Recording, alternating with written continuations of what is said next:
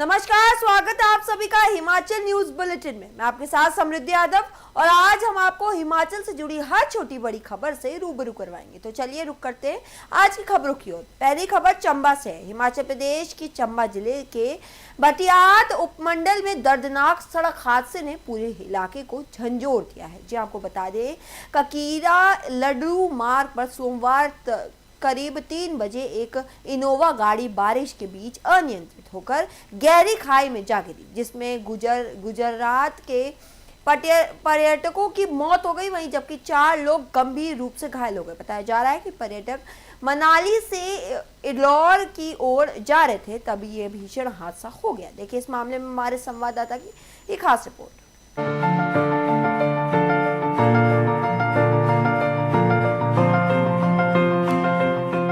हिमाचल प्रदेश में लगातार हो रही मूसलाधार वर्षा के चलते आए दिन दुर्घटनाओं के मामले भी सामने आ रहे हैं। अगर देखा जाए आज सुबह यानी कि 3 बजे के करीब एक दुर्घटना का मामला सामने आया, जिसमें 6 लोगों की मौके पर मौत हो गई, 4 गंभीर रूप से घायल हुए। बताना चाहेंगे जिस तरीके से जो हादसा है ककीरा लाडू मार्ग पर हुआ, खासकर जो पर्यटक है यानी कि गुजरात के पर्यटक उसमें अधिकांश थे, वो खासकर जिस तरीके से मनाली से डलहौजी घूमने के लिए जा रहे थे। बताना चाहेंगे जिस तरीके से जो लगातार बाहरी राज्यों की अगर हम बात करें, अत्यधिक गर्मी है जिसके चलते आए दिन जो पर्यटक है खासकर पंजाब, हरियाणा, चंडीगढ़, राजस्थान, गुजरात व अन्य राज्यों से जो पर्यटक है हिमाचल प्रदेश के पर्यटक नगरी घूमने आ रहे हैं। अगर देखा जाए जो ये पर्यटक है कल मनाली में घूमे थे, जिसके पश्चात आज यानी कि सुबह के समय यानी कि जो हादसा हुआ, खासकर शाम को ही वह मनाली से डलहौजी की तरफ जा रहे थे, जिस दौरान खासकर ककीरा लाडू मार्ग पर यह हादसा हुआ। अगर देखा जाए जिस तरीके से डलहौजी की अगर हम बात करें तो मिनी स्विट्जरलैंड के नाम से भी जाना जाता है, काफी खूबसूरत है। ऐसे में जो पर्यटक है इस सुंदरता को कैद करने के लिए डलहौजी के लिए जा रहे थे, लेकिन सुबह के समय जिस तरीके से मूसलाधार वर्षा हुई जिसके चलते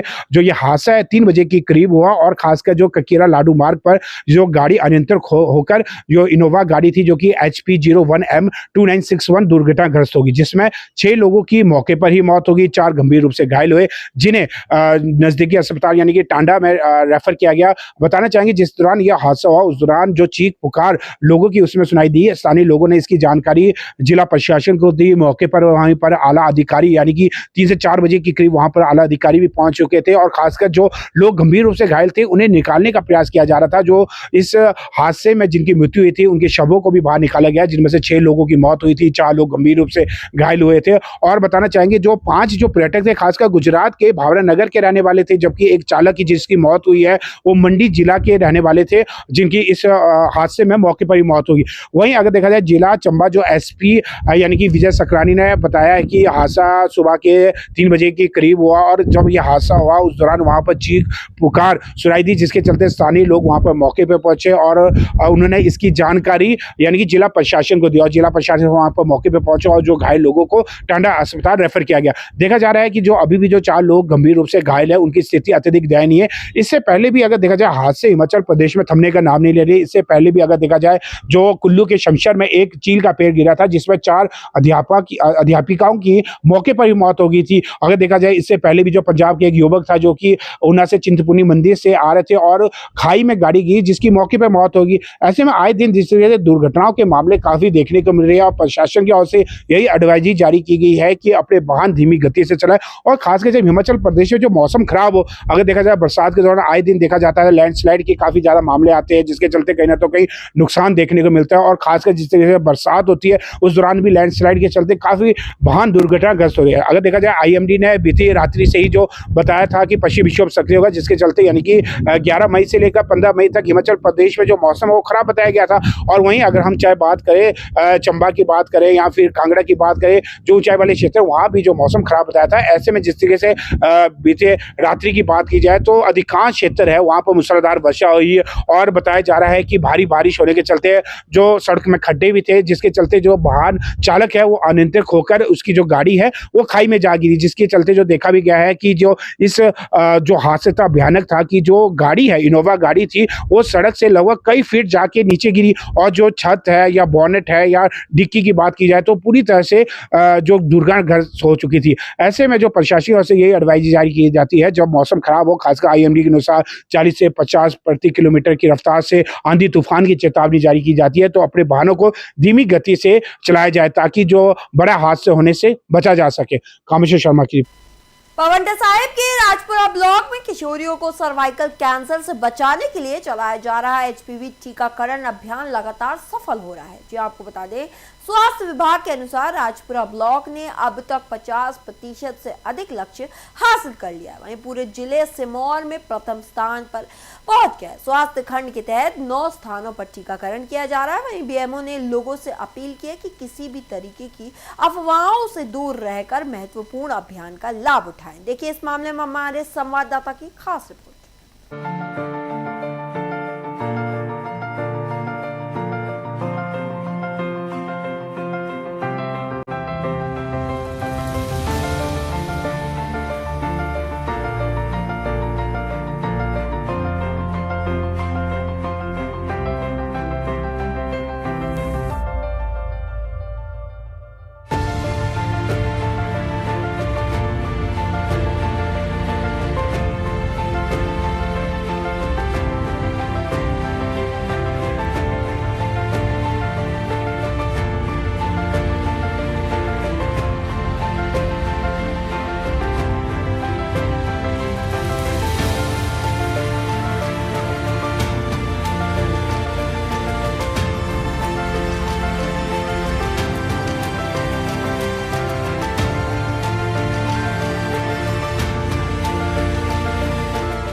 एचपीवी वैक्सीनेशन में पावंटा साहिब जो है वो सबसे डिस्ट्रिक्ट में सबसे ऊपर है।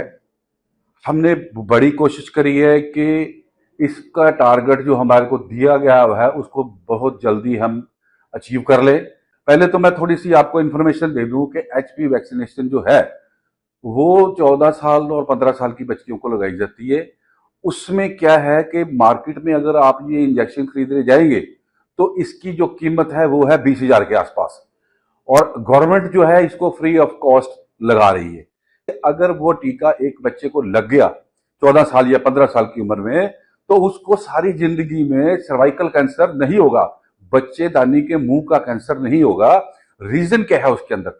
रीजन ये है कि जो ह्यूमन पैपिलोमा वायरस होता है ये बच्चियों में होता है, और इसके कारण कम से कम भी 1 लाख या 1.5 लाख के आसपास साल में डेथ्स होती है हमारे इंडिया में। तो हम उनको प्रिवेंट करने के लिए HPV vaccination free of cost लगा रहे हैं। एक ही बात बोलूंगा कि उन सभी भ्रांतियों से दूर रहें और अपने बच्चों को एचपीवी वैक्सीनेशन लगवाएं ताकि आगे जाके उनको कभी सर्वाइकल कैंसर ना हो।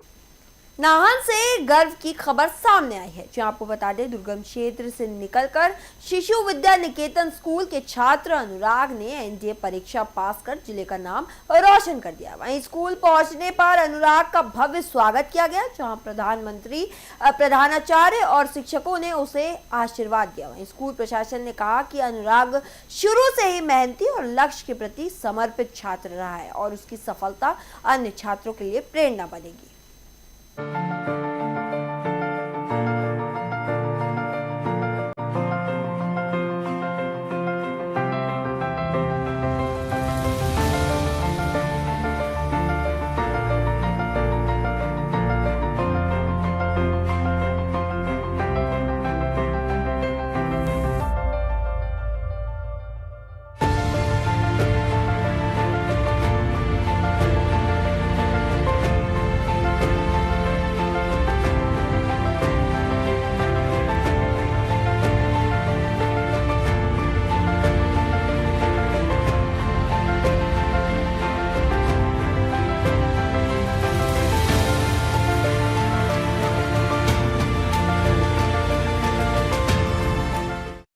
If I talk about myself, I had given 5 attempts.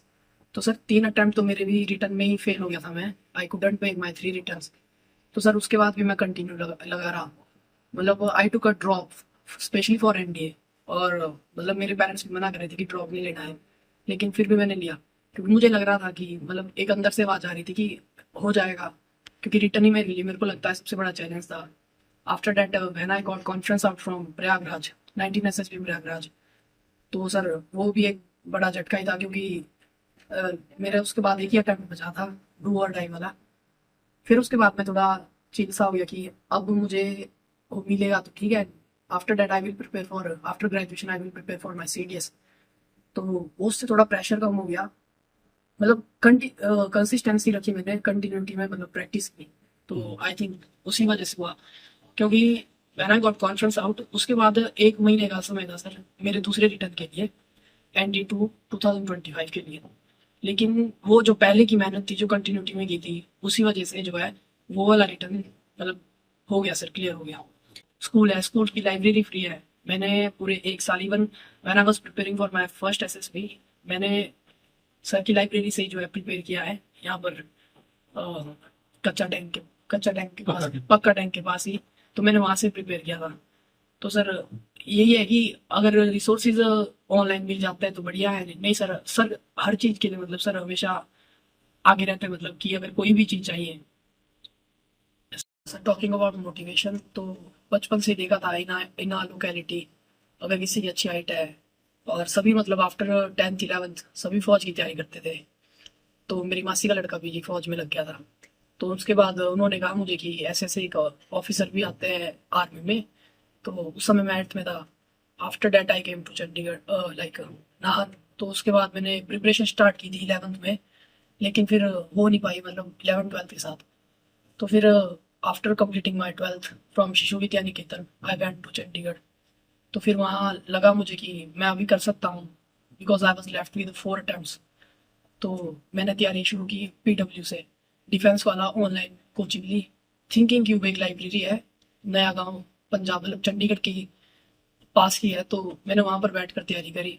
In my first attempt I couldn't make my written examination, लेकिन फिर उसके है कि हम जो स्टूडेंट्स हैं, हमारी कोशिश एक ही रहती है कि बच्चे को जो है हार्ड वर्क करना सिखाएं हम लोग। हार्ड वर्किंग जब बच्चा बनता है तो कई बार स्ट्रेस भी आता है बच्चों के ऊपर बहुत ज़्यादा, ये भी ऐसा भी हो जाता है कई बार। बट वो चीज़ें इसलिए चलती है ताकि बच्चा जो भविष्य में जो है, फ्यूचर में जिस दिन भी किसी कॉम्पिटिटिव एग्जाम्स में जा रहा है, उस दिन जो है उस स्ट्रेस को मैनेज कर ले। और शायद आज जो इतने सारे रिजल्ट्स मिल रहे हैं, वो इसी का ही नतीजा है कि जो बच्चों को हार्ड वर्किंग बनाने की कोशिश हम लोग करते हैं, वो सबसे बड़ा कारण है। इस बच्चे केस में मैं एक बात कहना चाहूंगा कि कई बार ना कुछ बच्चों से हमें भी सीखने को मिलता है कि इस बच्चे की जो अपनी अचीवमेंट है, वो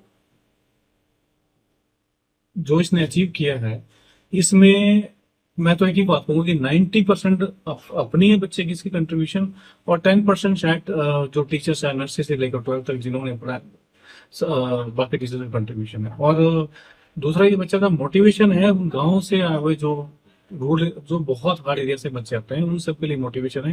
क्योंकि जहां से ये बच्चा कोटगा जैसे एरिया से है, और तो उन एरिया से आके जो है, जब ये +2 में यहाँ एडमिशन हुई थी मेरे पास, तो उस समय जो है कई बार डांट, छोटी मोटी डांट भी पड़ जाती थी बच्चे को, लेकिन ये उसको पॉजिटिव लेके चलता था।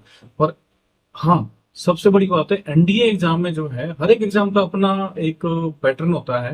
एनडीए के लिए जो सबसे इंपॉर्टेंट चीज होती है, वो होती है जो एक्स्ट्रा करिकुलर एक्टिविटीज में बच्चा कितना पार्टिसिपेट कर रहा है। ये डिबेट है, डिक्लामेशन है, या जैसे साइंस मॉडल्स की एग्जीबिशन लगती थी, उसमें ये हमेशा पार्टिसिपेट करता था। पावंटा साहिब नगर परिषद क्षेत्र के स्वच्छता सर्वेक्षण 2026 को लेकर केंद्र की टीम ने दौरा किया, साथ ही विभिन्न कार्यों का जायजा लिया गया है। वही टीम ने नगर परिषद द्वारा किए गए सफाई व्यवस्था, कचरा प्रबंधन और अन्य कार्यों की समीक्षा की है। नगर परिषद ने इस बार बेहतर रैंक और अवार्ड मिलने की उम्मीद जताई है। साथ ही लोगों ने स्वच्छता ऐप के माध्यम से फीडबैक देने की अपील की है।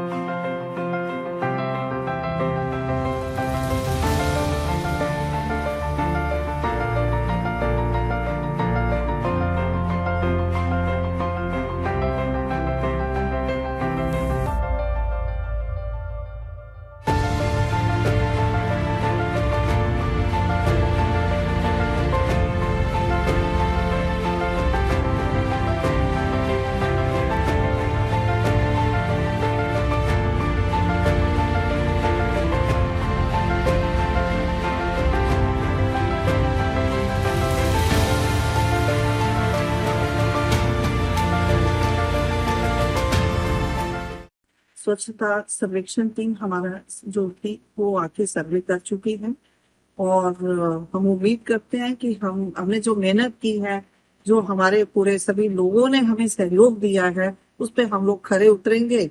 और उसमें जो है अभी भी फीडबैक जो है वो चल रही है, जो सिटीजन फीडबैक है वो अभी चल रहा है वो।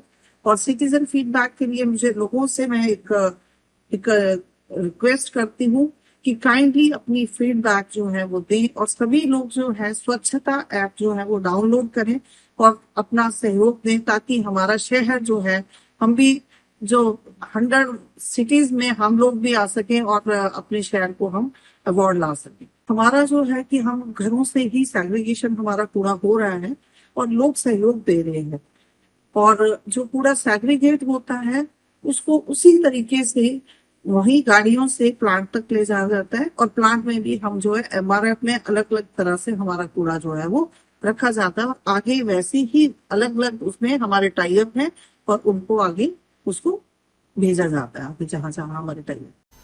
पावंटा साहिब में जिला परिषद चुनाव को लेकर राजनीतिक सरगर्मियां तेज हो गई हैं। जो आपको बता दें, नामांकन दाखिल करने के आखिरी दिन भाजपा समर्थित उम्मीदवारों ने प्रदेश अध्यक्ष डॉक्टर राजीव बिंदल की अगुवाई में अपने नामांकन पत्र दाखिल किए। इस दौरान डॉक्टर बिंदल ने कांग्रेस सरकार पर निशाना साधते हुए कहा कि सरकार विकास के नाम पर विफल रही है, साथ ही जनता अब बदलाव चाहती है। उन्होंने दावा किया कि पंचायती राज चुनाव में जनता कांग्रेस को करारा जवाब देगी। देखिए इस मामले में हमारे संवाददाता की खास रिपोर्ट।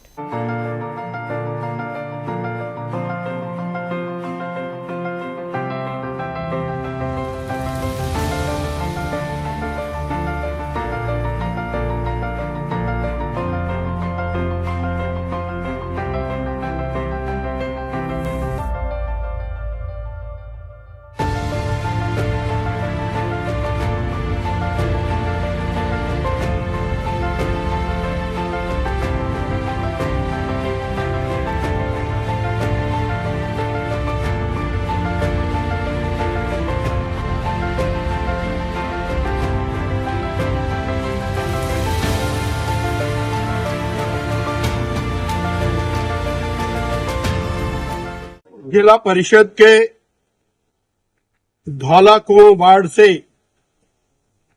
भारतीय जनता पार्टी समर्थित उम्मीदवार के रूप में श्री भगवान चौधरी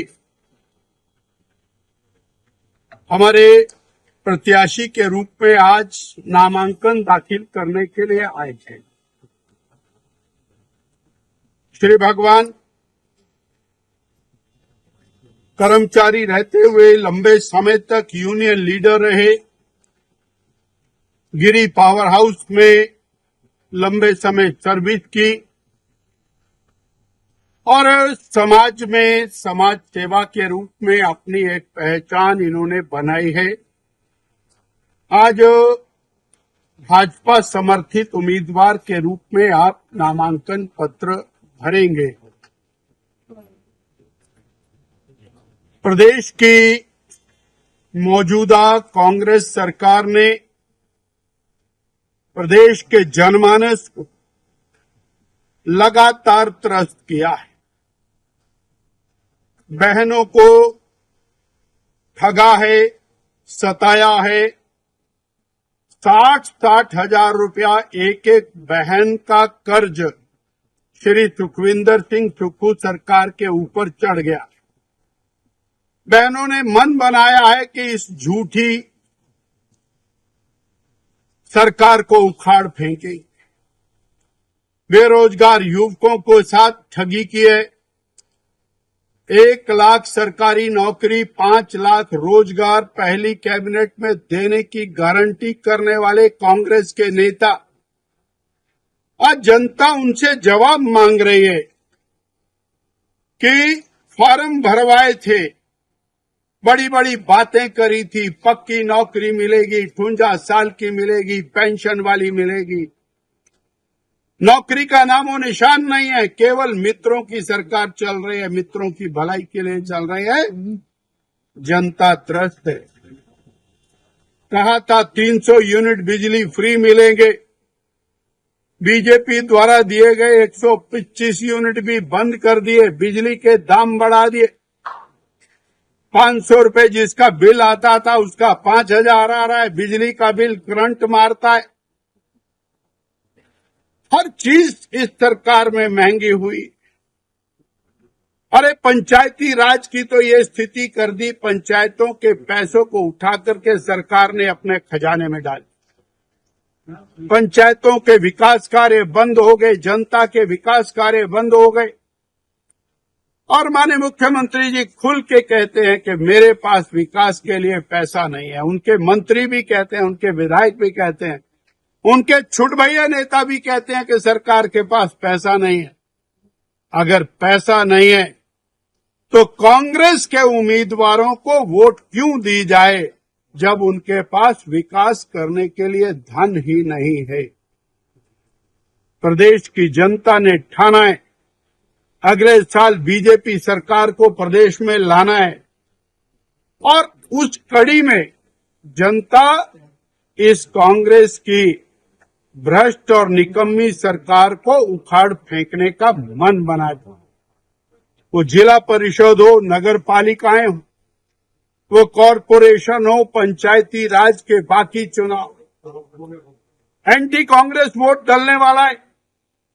जनता ने मन बना लिया है और इसीलिए कांग्रेस चुनाव से भागती हुई दिखाई देती है। और हम एक विश्वास देते हैं हिमाचल की जनता, साल बाद बीजेपी की सरकार बनेगी और एक बार फिर विकास का दौर शुरू होगा। तालाबंदी की सरकार समाप्त होगी। ऐसी सरकार जो माफिया के रूप में काम कर रही है, उस सरकार को हटाकर एक जन हितैषी सरकार लेकर के आएंगे। उसी कड़ी में जिला परिषद, नगर पालिकाएं, पंचायती राज चुनाव, इसमें हम जनता से सहयोग की। फिलहाल इस बुलेटिन के लिए इतना ही। ऐसे और खबरें और अपडेट्स के लिए देखते रहिए लोकल 7 न्यूज।